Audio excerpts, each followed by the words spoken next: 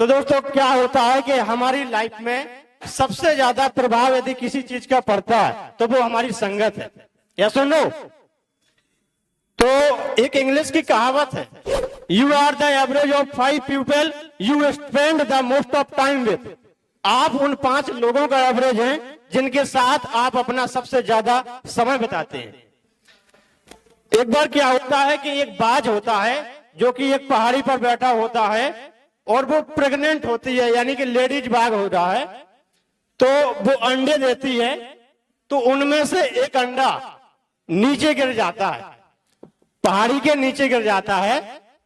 तो अब देखिए भगवान का करिश्मा देखिए कि वो अंडा टूटता नहीं है, नीचे गिरता है। तो नीचे एक पोल्ट्री फार्म होता है और जो पोल्ट्री फार्म का मालिक होता है जब वो उस अंडे को देखता है तो वो देखता है कि पता नहीं है किस चीज का, किस पक्षी का अंडा है, और वो उसको अंडे को अपने फार्म में ले जाता है। और फार्म में जो उसकी मुर्गियां होती हैं वो क्या करती हैं कि उस अंडे को अपने अंडे की तरह पालती हैं, और जब वो अंडा समय हो जाता है उसको गर्मी देती हैं। जब वो समय हो जाता है तो वो अंडा फूटता है और उससे एक बच्चा निकलता है। वो बच्चा होता तो बाज का है, लेकिन वो अपने आप को समझते क्या है कि मैं भी मुर्गी का ही बच्चा हूं, यानी चूजा हूं। तो वो धीरे धीरे बड़ा होता है मुर्गियों के साथ साथ। जो मुर्गियां खाना खाती हैं वही खाना वो बाज का बच्चा भी खाता है, कीड़े मकोड़े खाता है, जैसा खाना उनको मिलता है वैसा खाता है, जैसे वे रहते हैं सेम उसी प्रकार से बाज का बच्चा भी रहता है। तो एक दिन क्या होता है कि सभी चूजे उस फार्म से बाहर घूम रहे होते हैं और वो बाज का बच्चा भी घूम रहा होता है। तो अचानक से देखता है कि ऊपर से एक बड़ी सी परछाई, एक बड़ा सा पक्षी गुजरता है, तो उसकी परछाई नीचे पड़ती है। तो जो मुर्गी के बच्चे होते हैं, चूजे होते हैं, वो उस परछाई को देख करके डर जाते हैं। वो दौड़ करके सीधे अपने फार्म में चले जाते हैं, क्योंकि मुर्गियों ने उसको सिखाया होता है कि अगर कोई खतरा है तो सबसे पहले अपने घर की ओर भागना। तो वो क्या करते हैं कि अपने उस फार्म के अंदर चले जाते हैं। लेकिन जो बाज का बच्चा होता है वो दोस्तों फार्म में नहीं जाता है। उसे लगता है कि शायद मेरी तरह कोई पक्षी ऊपर उड़ रहा है, और जो कि बहुत विशाल है, बड़े बड़े पंख है उसके, और बहुत ऊंचाई पर उड़ रहा है। धीरे धीरे क्या होता है कि वो बाज नीचे आना शुरू करता है और उस बच्चे के पास आकर के बगल पर बैठ जाता है और उस बाज के बच्चे से कहता है, अरे तुम तो बाज हो, तुम इन मुर्गियों के साथ में क्या कर रहे हो? तुम इन मुर्गियों के साथ में क्या कर रहे हो? तुम तो बाज हो, तुम्हारे तो पंख मेरी तरह हैं, तुम्हारा पूरा शरीर मेरी तरह है।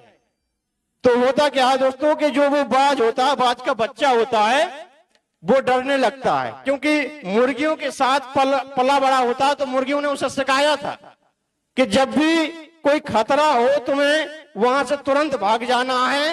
हो सकता है ये जो बाज है ये मुझे बहला रहा है, फुसला रहा है, ये मुझे अपने साथ ले जाना चाहता है। तो वो वहां से उस बाज की बातें नहीं सुनता और वहां से चला जाता अपने उस फार्म के अंदर। जब वो फार्म के अंदर जाता है तो मुर्गी के चूजे होते हैं, वो पूछते हैं, अरे बाहर क्या आया हुआ था, बाज था क्या? तो वो कहता, हाँ वो बाज था।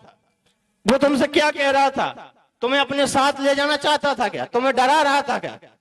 अच्छा किया तुम वहां से भाग आए, हो सकता है अगर तुम ना आते तो वो बाज तुम्हें खा जाता। ऐसा जब वो कहते हैं तो बाज का जो बच्चा होता है वो भी कहता है कि हाँ बिल्कुल सही कह रहे हो, अगर मैं वहां से नहीं आता तो वो बाज मुझे खा जाता। तो होता क्या है दोस्तों कि आप बताइए मुझे, क्या वो बाज वहां से चला गया, उस बाज से डर करके जो बच्चा वहां चला गया वापस, उसने सही किया या गलत किया? उसने दोस्तों बिल्कुल गलत किया, क्योंकि उसकी सोच, वो भले ही बाज था लेकिन उसकी सोच बन चुकी थी, क्योंकि बचपन से वो मुर्गियों के साथ पला बड़ा था, मुर्गियों के बच्चे के साथ पला बड़ा था।